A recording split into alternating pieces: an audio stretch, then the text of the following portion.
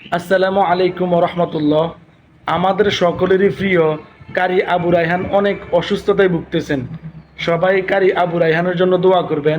আল্লাহ তাআলা যেন কারি আবু রায়হানকে অতি দ্রুত সুস্থ করে দেয়। সবাই দোয়া করবেন। ألف لام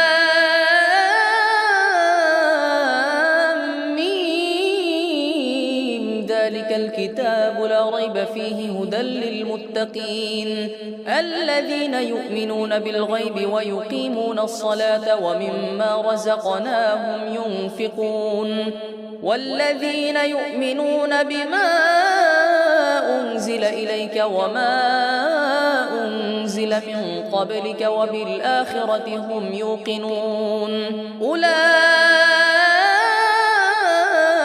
على هدى من ربهم وأولئك هم المفلحون إن الذين